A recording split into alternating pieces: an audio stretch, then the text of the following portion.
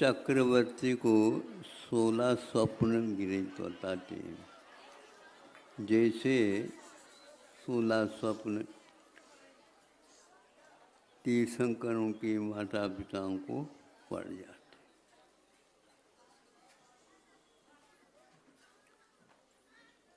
तो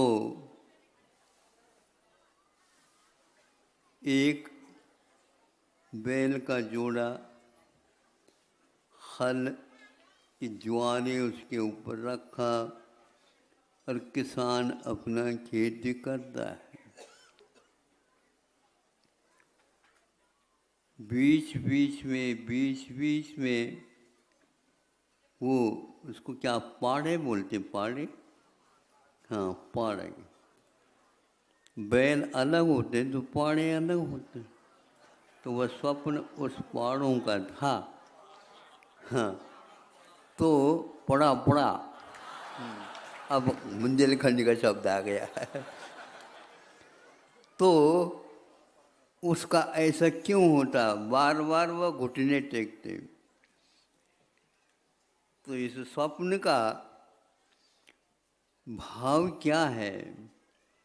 तो कहा गया ये पंचम काल आने वाला है, और पंचम काल आने वाला है तो उसमें बड़े बड़े महापुरुषों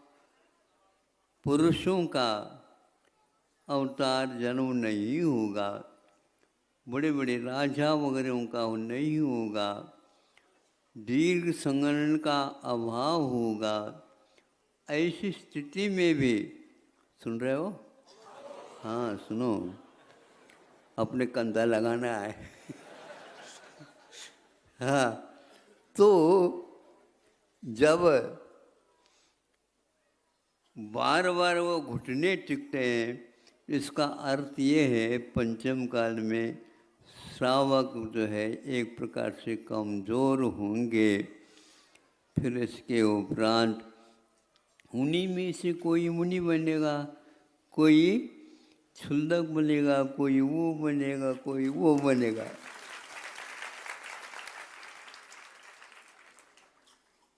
तो बैलों को जोड़ना तो है ही, लेकिन इतनी ताकतवर नहीं, लेकिन फिर भी वो अपनी पूरी शक्ति लगा करके उसको खींचते हैं।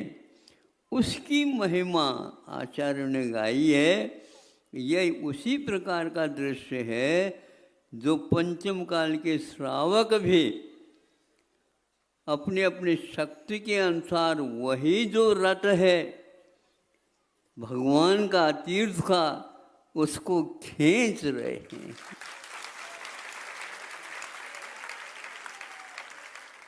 आज के इस दृश्य को देखने से ऐसा ही लगता है कि पड़े जो है ना पड़ा तो ये शक्ति नहीं होते हुए भी खींच रहे हैं। और दूसरी बात यह है, वृद्धावस्था में खींच रहे हैं तो वह श्रावक के पद को ही उत्कृष्ट रूप से निर्वाह करने की अपेक्षा से उनके स्थान में भी रहते थे। ऐसी बात नहीं यहीं पर बुद्ध वृद्ध है और वहाँ पर वृद्ध है, नहीं, ऐसा नहीं, वहाँ पर भी वृद्ध होते थे। तो ऐसी स्थिति में उन्होंने इसकी महिमा गाई है। आज विवाह हो करके भी हाथी के द्वारा जोतने योग्य वह रथ है, और छोटे छोटे कद के भी बार बार टिकते हुए भी उसको खींच रहे हैं। यह पंचम काल की महिमा है। इतने बड़े रथ को भी 28 मूल गुण तो 28 मूल गुण है, 12 मूल गुण तो 12 मूल गुण है, अथवा 11 प्रतिमा है तो 11 ही प्रतिमा है। उनके लक्षण में कोई अंतर नहीं आया, कोई खिसका पिसकी नहीं है। महाराज हम लोगों के लिए कौन सा है, जो वृषभनाथ भगवान ने बताया वही है। बाद में कोई व्यवस्था कर रहे हैं ऐसी नहीं है। ये प्रवाह है तीर्थंकरों से, और आदिनाथ भगवान प्रथम तीर्थंकर थे इस युग के। उससे पहले भी होते थे, किंतु हमने कल नहीं परसों बताया था, भारतवर्ष में तीर्थों का परिवर्तन होता रहता है। ऐरावत में भी इसी प्रकार, बाकी जितने भी कर्म भूमियाँ हैं उनमें इस प्रकार का परिवर्तन नहीं होता। इस परिवर्तनीय काल में भी देशों में भी धर्म ध्यान करने के लिए इस तीर्थ का विहार करके उन्होंने उपदेश दिया है। अब दूसरा ये कि जैसे पंचकल्याणक होते हैं और प्राय करके जब कभी भी हमें ले जाते हैं, क्योंकि सूर्य मंत्र देना उससे पूर्व में कुछ ऐसे प्रसंग आते हैं हमारे लिए बहुत परेशान होना पड़ता है। वैसे परेशानी नहीं है, लेकिन फिर भी समझौता निकालना बहुत कठिन होता है। एक तो ये है कि पालकी उठाते उस समय झड़प हो जाती है झड़प पे बोले हाँ, वो पुरुषों मनुष्यों का और देवों का, तो उस वाद विवाद को मिटाना बहुत कठिन है। और प्रतिष्ठाचार्य महोदय कुशलतापूर्वक इस ओर सहारा कर देते हैं। तो हमने कहा कोई बात नहीं, कोई न कोई मार्ग मिलेगा, उसको समझा देते हैं कि देखो ऐसा है, तुम्हारा ठीक है, सभी काम आपने बहुत अच्छे अच्छे किए, लेकिन कहाँ पर आकर के किए ये बताओ पहले। स्वर्ग में बैठे बैठे कर सकते हैं क्या? तो कहाँ आए थे? हाँ, मध्यलोक में भी एक प्रकार से कि नाभि राजा और मरुदेवी इनके घर आकर के और इनके भवन के निर्माण आप लोगों ने किया है। किनके लिए किया है? ये महापुरुषों के लिए किए हैं। स्वर्ग में आज तक कोई महापुरुष नहीं हुआ हो, तो बता देना भैया, क्योंकि वर्तमान युग के हम थोड़े बहुत ध्यान में रह नहीं रहे। आज तक स्वर्गों से तो आते हैं महापुरुष, और यहाँ से भी स्वर्गों से जाते हैं, लेकिन वहाँ पर कोई महापुरुष नहीं होगा। तीर्थंकर का जन्म वहाँ पर नहीं होगा, और उनके माता पिता का महोत्सव जो कुछ भी होंगे, जो कुछ भी होगा, खर्चा यही का होगा। हाँ, खर्चा यही का होगा, वो काम में नहीं आएगा। तो एक प्रसंग और है, वो बहुत कठिन है। जब दीक्षा लेने के लिए घर से बाहर निकलते हैं, उस समय रोना धोना चालू हो जाता है। मैं सोचता हूँ भैया इतना मांगलिक कार्य है और इन लोगों को ये इतना भी व्यवहार ज्ञान नहीं है, इनके लिए अच्छे ढंग से भेज देना चाहिए।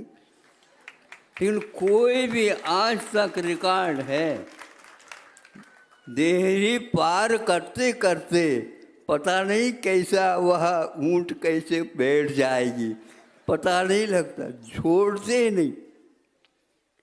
ऐसा ही यहाँ पर देखने को मिला कई बार। घर से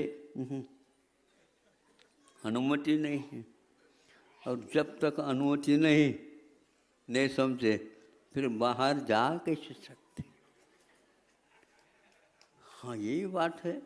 हंसियो नहीं, तुम्हारी को मालूम नहीं हाँ, तो हम उसके बीच में कुछ बोल नहीं सकते। महाराज जबरदस्ती करते हो। हाँ, गलत ऐसा नहीं, हम भी जानते हैं कि कैसा अपने को कार्य करना होता है। ये आपको मालूम नहीं महाराज, हम पहले से कह देते भैया जो आपको अनुभव है रोने धोने का, मुझे नहीं है ये पक्का। इतना तो अवश्य समझ में आ जाता है। कभी कभी हमें इसका गला रुकने लग जाता है कि भैया कैसे ये पालन करते होंगे, ऐसा कौन सा वह आकर्षण है। तो इस प्रकार कई यहाँ पर भी अनुमति धीरे धीरे मिलते मिलते मिलते मिलते एक व्यक्ति कहता है, अरे काय को तुम जोड़े थे, अकेले हो गए हैं? तो नहीं महाराज, मानते ही नहीं घर वाले। कैसे नहीं मानते? अरे माता पिता बने थे। अरे माता पिता बनने की बताने की क्या आवश्यकता है? माँ का कर्तव्य है कि वह पहले हो जाए आगे। महाराज पंचम काल है, हम उनके लिए कोई ऑर्डर आदेश नहीं दे सकते। तो फिर थोड़े बहुत कुछ न कुछ तो पुरुषार्थ करो। तो उन्होंने मित्र दोनों मिल करके हाँ कहलवा दिया। पहले ही बता देते हम मंच के सामने करेंगे, तो पहले हम बुला लेते। नहीं, वो बताने की बात नहीं महाराज। हाँ, कभी कभी गड़बड़ हो जाए, हाँ कहने की उपरांत में ना कहने में देर थोड़े होता है। सौदा होता होता टूट जाता। इसलिए मैं जाप जपता रहता, इनका सौदा ठीक हो जाए। लेकिन ये तो है, रुचि तो है, उस रथ को हाँकने के लिए हमारा भी कंधा लग जाए। विक्रियाओं के माध्यम से ये सब महोत्सव होना अलग वस्तु होती है, और आप तैयार हो करके इन सब कार्यों में उत्साह के साथ, विरह होता है, विरह नहीं होता ऐसा नहीं। तीर्थंकर नहीं थे राम, तो फिर भी वहाँ पर विरह की बात गाथा होती थी। फिर हमने समझा आज तक तीर्थंकर के माता पिता रोते हुए भी अंत में जा बैठा। मतलब पहले रोएंगे तो सही आवाज़ से, ताकि मालूम पड़ जाए उनको भी कितना घर से बाहर निकलना कठिन होता है। पुनः रोते हुए तुम भी बाहर इधर आ जाएंगे तो हम क्या कहेंगे उस समय? समझ रहे हो? हाँ, नहीं समझे? उनको तो रखना नहीं। बाहर निकल गए तो निकल गए, देहरी के बाहर चले गए, और हम देहरी के पास रहेंगे और तुम्हें बुलाएंगे। कब बुलाएंगे? आप अपने आप आएंगे, लेकिन भीतर नहीं। हमारी अनुमति मिलेगी तो आ जाइए महाराज। हाँ, तो आ जाएंगे, नहीं तो उठाई का उठाए खड़े हो जा। नवदा भक्ति होती है।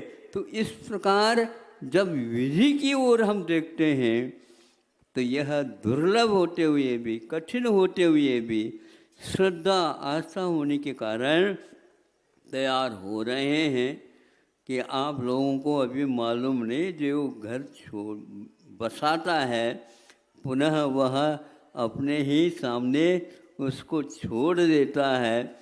और सब लोगों को संतुष्ट करना तो सबसे ज़्यादा संसार में कठिन है। कुछ न कुछ खटक पटक होता रहता है, लेकिन उन सब को पार करते हुए कुशल श्रावक भी इस दिशा में अपने अपने कुव्वत के अनुसार पुरुषार्थ कर रहे हैं। ये इसलिए कहना आवश्यक होता है कि बहुत निकृष्ट काल में चल रहे हैं हम। हुंडावसर अपनी पंच का अब पांचवा तो काल है, हुंडावसर अपनी का काल है। वह असंख्यात पंचम काल निकलने के उपरांत एक हुंडावसर अपनी आती है। उसमें अनहोनी सभी बातें, अच्छाइयों को छोड़ करके बुराइयों का भरमार रहता है। फिर भी रात की हम कितनी मोटाई, कितनी चौड़ाई, कितनी लंबाई है पता नहीं लगता, लेकिन ये एक ध्यान रखना, वो रात भागती इस ओर आ रही है तो कोई आवश्यकता नहीं। एक ही दीपक छोटी छोटी और वह टिमटिमाते हुए जल रही है, पर्याप्त है। रात को पीठ दिखा करके उसे भगना ही पड़ेगा।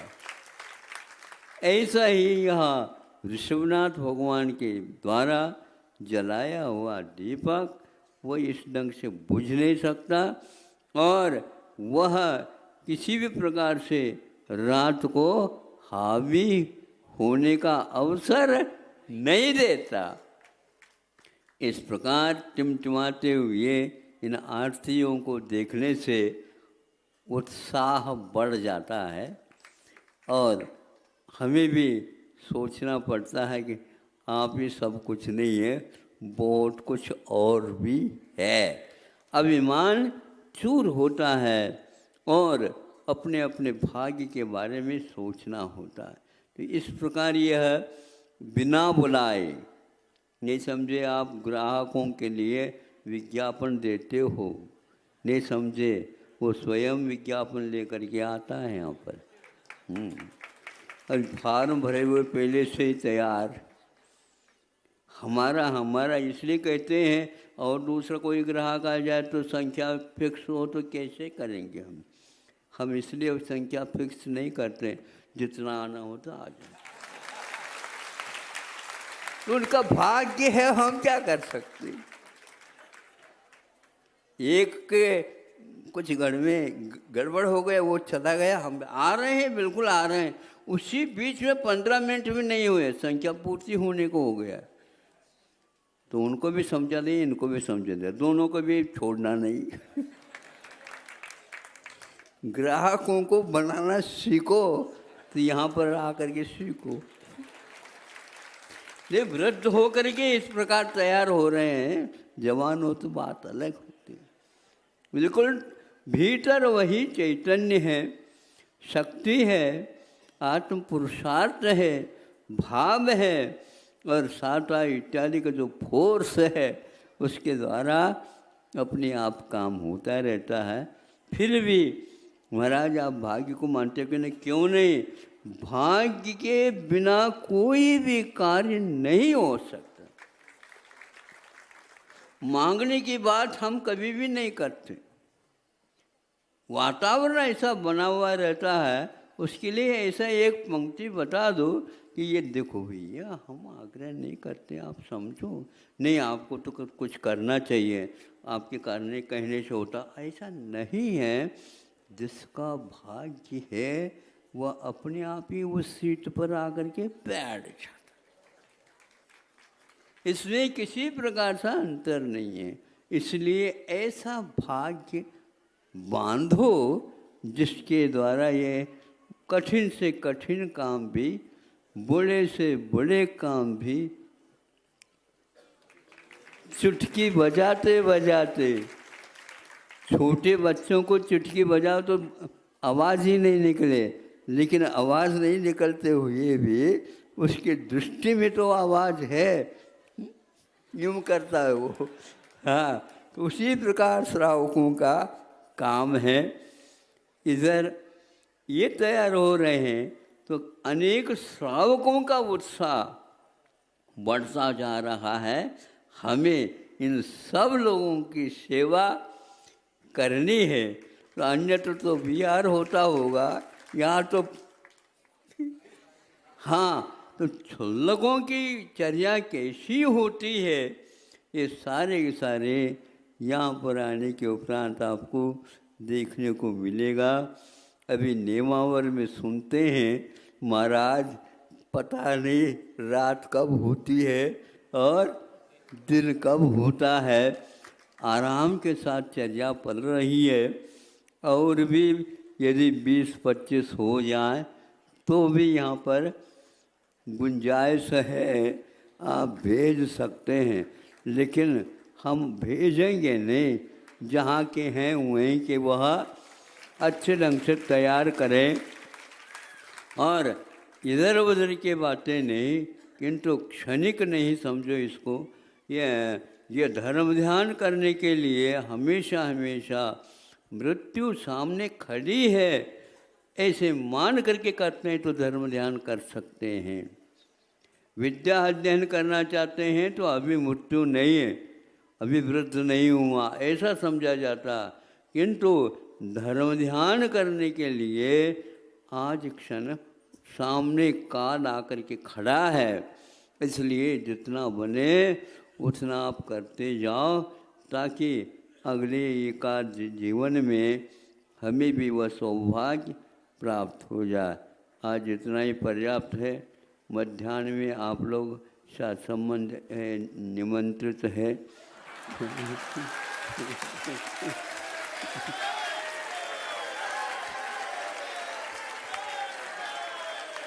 हम वैसे निमंत्रण नहीं मानते हैं, लेकिन हमें भी निमंत्रण कुमकुम पत्र मिलते रहते हैं। तो हमें बुला गए तो हम भी आएंगे, क्यों नहीं आए बताओ? आना ही चाहिए। हाँ, इतना अवश्य प्रतिपल यही भाव रखते हैं, इन लोगों का उत्साह दिन दुगुनी और रात चौगुनी बढ़ता जाए। अहिंसा परमो धर्मः।